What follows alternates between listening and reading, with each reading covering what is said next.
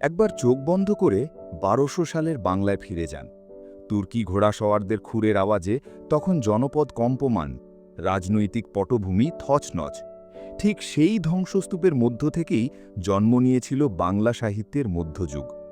১২০১ থেকে ১৮০০ খ্রিস্টাব্দ, এই দীর্ঘ ৬০০ বছর কেবল পুঁথিপাঠের ইতিহাস নয়, এটি আর্য ও অনার্য সংস্কৃতির সংঘাত, হিন্দু মুসলিম সম্প্রীতি এবং শেষমেশ দেবতার ভিড়ে মানুষের মাথা তুলে দাঁড়ানোর এক মহাকাব্যিক গল্প। আসুন ইতিহাসের ধুলো ঝেড়ে সেই রোমাঞ্চকর সময়ে ডুব দেওয়া যাক।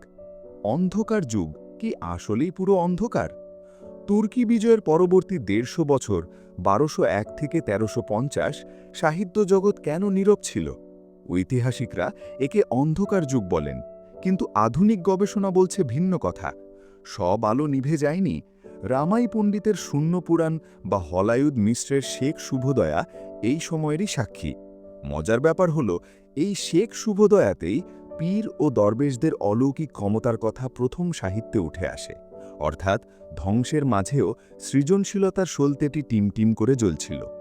শ্রীকৃষ্ণ কীর্তন, গোয়াল ঘর থেকে সাহিত্যের দরবার। ১৯০৯ সালে দেবেন্দ্রনাথ মুখোপাধ্যায়ের বাড়ির গোয়ালঘরের মাচায় অবহেলায় পড়েছিল এক পুঁথি। বসন্তরঞ্জন রায় বিদ্যৎ বল্লভ সেটিকে উদ্ধার না করলে আমরা জানতেই পারতাম না মধ্যযুগের শুরুর ভাষা কেমন ছিল। বড়ু চণ্ডীদাসের এই শ্রীকৃষ্ণ কীর্তন কেবল রাধাকৃষ্ণের প্রেম কাহিনী নয়। গবেষকরা বলেন এটিই বাংলা ভাষার বিবর্তনের মিসিং লিঙ্ক। এখানে রাধা দেবী নন, বরং গ্রামের এক চপলা কিশোরী আর কৃষ্ণ এক ধূর্ত প্রেমিক। মোট ১৩টি খণ্ডে বিভক্ত এই কাব্যে বাড়াই চরিত্রটি যেন তৎকালীন সমাজের দূতি বা ঘটক প্রথারই প্রতিচ্ছবি। বৈষ্ণব পদাবলী, যেখানে মুসলমান কবিরাও গেয়েছেন কৃষ্ণের গান। বৈষ্ণব পদাবলী মানেই কি কেবল হিন্দু কবিদের রচনা? জানলে অবাক হবেন, মধ্যযুগে অন্তত ১১ জন মুসলমান কবি বৈষ্ণব পদাবলী রচনা করেছিলেন, যেমন সৈয়দ সুলতান, আলাওল। ধর্ম তখন সাহিত্যের পথে বাধা হয়ে দাঁড়ায়নি। ব্রজবলি নামক এক কৃত্রিম মিষ্টি ভাষায় লিখা এই গানগুলোতে বিদ্যাপতি মিশিয়েছিলেন ছন্দের জাদুকরী কারুকাজ, আর চণ্ডীবাস ঢেলে দিয়েছিলেন হৃদয়ের আবেগ।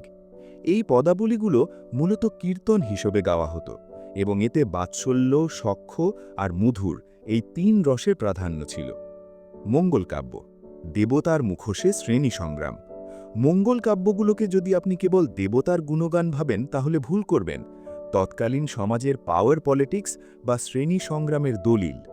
মনসা মঙ্গলে চাঁদ সওদাগরের যে দম্ভ, তা আসলে আর্য দেবতা শিবের উপাসক বণিক সমাজের অহংকার, আর দেবী মনসা হলেন ব্রাত্য বা নিম্নবর্গের মানুষের প্রতিনিধি।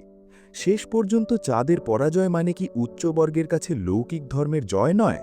মঙ্গল কাব্যের একটি বিশেষ বৈশিষ্ট্য হল ১২ মাস্যা, অর্থাৎ নায়িকার ১২ মাসের সুখ দুঃখের বর্ণনা, যা সেই সময়ের নারীদের করুণ অবস্থার বাস্তব চিত্র।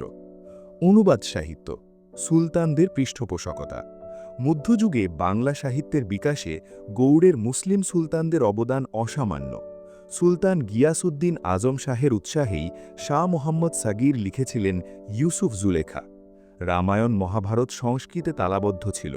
কবীন্দ্র পরমেশ্বর বা শ্রীকর নন্দীর মতো কবিরা লস্কর পরাগল খাঁ ও ছুটি খাঁয়ের নির্দেশে মহাভারত বাংলায় অনুবাদ করেন। সাধারণ বাঙালি প্রথমবারের মতো জানল তাদের মহাকাব্যের নায়কদের কথা। একে বলা যায় সাহিত্যের গণতন্ত্রায়ন। আরাকান রাজসভা, সেকুলার সাহিত্যের স্বর্ণভূমি। বাংলার বাইরে সুদূর মায়ানমারের আরাকান রাজসভা ছিল বাংলা সাহিত্যের এক উর্বর ক্ষেত্র। এখানকার সাহিত্যিকরা ছিলেন অনেক বেশি আধুনিক ও ধর্মনিরপেক্ষ।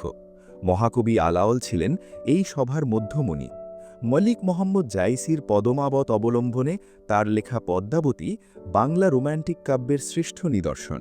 এখানে ধর্মের চেয়ে নরনারীর মানবিক প্রেম ও সৌন্দর্য পিপাসাই মুখ্য হয়ে উঠেছে। মৈমনসিংহ গীতিকা, বিশ্বের দরবারে বাংলার গ্রামীণ মুখ। যখন রাজসভায় বসে কবিরা দেবদেবী নিয়ে ব্যস্ত, তখন গ্রামের নিরক্ষর মানুষ সৃষ্টি করছিল এক জীবন্ত সাহিত্য, মৈমনসিংহ গীতিকা। ড দীনেশচন্দ্র সেন যখন এটি প্রকাশ করলেন, রোমারোলার মতো বিশ্ববিখ্যাত সাহিত্যিকরা মুগ্ধ হয়ে বলেছিলেন এ এক খাঁটি হীরের টুকরো। কেন জানেন? কারণ মহুয়া বা মলুয়াপালার নায়িকারা ছিলেন স্বাবলম্বী, সাহসী এবং প্রেমিকা। মধ্যযুগের রক্ষণশীল সমাজে এমন নারীবাদী চরিত্র ভাবাই যায় না। যুগের শেষ ও নতুন সকাল, যুগসন্ধিক্ষণ। অষ্টাদশ শতাব্দীর মাঝামাঝি সময়। পলাশির যুদ্ধের দামামা বাজছে।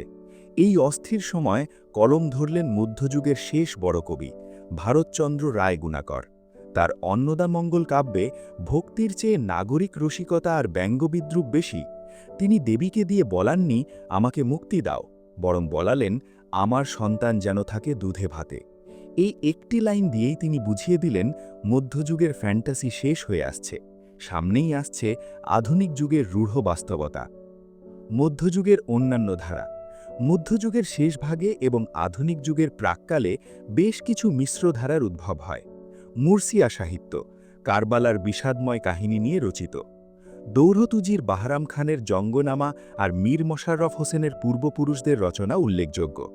পুঁথি সাহিত্য, আরবি ফার্সি মিশ্রিত দোভাষী বাংলায় রচিত। ফকির গরিবুল্লাহ, আমির হামজা এই ধারার সার্থক কবি।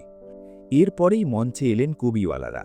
ভোলা ময়রা আর অ্যান্টনি ফিরিঙ্গির গানে সাহিত্য রাজসভা থেকে নেমে এলো কলকাতার রাস্তায়। মধ্যযুগের বাংলা সাহিত্যকে অনেকে কেবল ধর্মীয় সাহিত্য বলে দাগিয়ে দেন, কিন্তু গভীরভাবে দেখলে বোঝা যায় এটি ছিল বাঙালির টিকে থাকার লড়াই।